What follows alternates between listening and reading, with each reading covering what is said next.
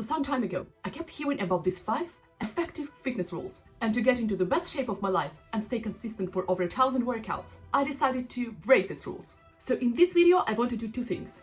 First, explain where each piece of advice is coming from, and then show you why you don't have to follow it blindly to get into your best shape, just like I did. And one of these pieces of advice was actively sabotaging my results. So I want you to know before you waste your time. So let's start with one of the most famous fitness rules of all time that many productivity gurus stand by. You must wake up early, work out, and do a morning routine.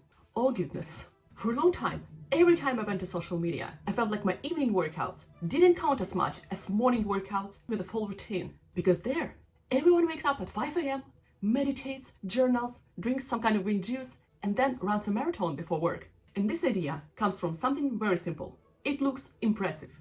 And we often associate impressive things with better results. And what I will say now may sound like a contrarian take, but just because something looks impressive, it doesn't mean it gives you the best result for your specific goal. And the opposite. For example, mastering a difficult yoga pose looks way more impressive than doing some beginner-friendly exercise at the gym. But does that mean that you can't get into great shape with just basic gym exercises? Of course not. If early morning workouts don't work for your routine, you will just associate workouts with something annoying. At the same time, your results won't be worse just because you train in the evening. Personally, I ignored this advice just because I know that I focus much better later in the day. And focus is what actually mattered for my training and results. Also think about it for a second. Some people have to work out early because that's the only time that fits their schedule. So if you have a little bit of flexibility, choose the time that you actually prefer. And remember, showing up to the gym consistently for years might not look impressive just because it doesn't have a shock effect. But that consistency is what brings results. Now the next advice is something.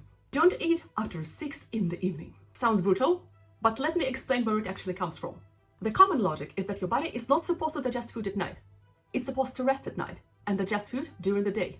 And late night eating often turns into snacking or extra unnecessary calories. But the reason I decided to ignore this advice is because it's simply too generalized. It doesn't take into account that people have very different daily schedules. Like, hello, I just finished my workout around 6 or 7 p.m. and I'm simply unwilling to eat my dinner on the gym bench. Now, I try not to eat too close to the bedtime, usually about 2 to 3 hours before sleep, because that actually helps me to sleep better. But the important thing is when you go to bed and not some universal evening time.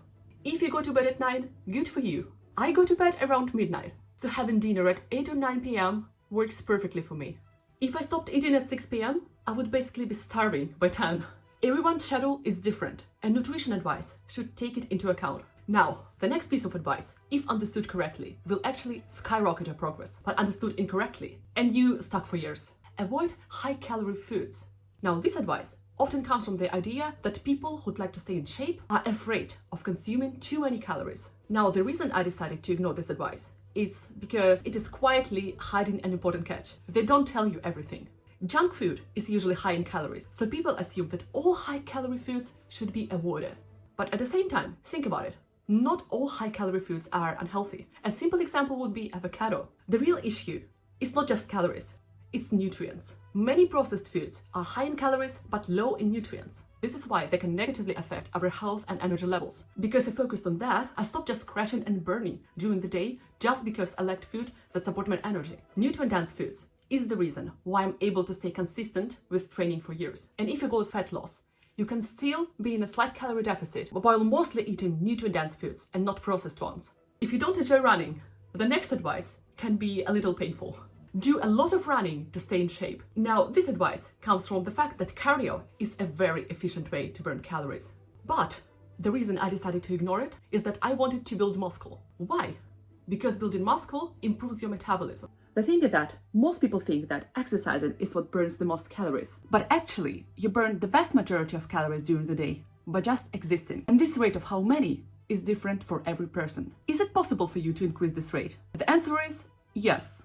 And you can do it by body recomposition. Basically by building some muscle and losing some fat, which will also make you look more toned and defined. And the best way to build muscle is strength and hypertrophy training. Basically lifting weights. When I started out, I was only doing cardio, even though I didn't like it that much.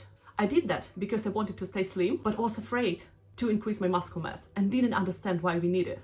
I was so happy that someone explained me that muscle gives shape, Otherwise, I would still be sabotaging my results. Also, if you do a lot of cardio, just know that no matter how many exhausting sessions you do, if you're not in a slight calorie deficit, you won't lose fat automatically. And from personal experience, exhausting cardio can sometimes even increase appetite much more than moderate cardio alongside lifting weights. That doesn't mean that you should ignore cardio. I would not do that. I also want to have some endurance, and it has many health benefits. But I'm simply saying that if you don't like exhausting cardio sessions, you don't even need it to stay relatively slim. It's a myth. And running is not the only form of cardio anyway. Personally, I enjoy cycling and skiing much more than running. Now, the last piece of advice. I'm extremely grateful that someone told me not to listen to that when I was starting out.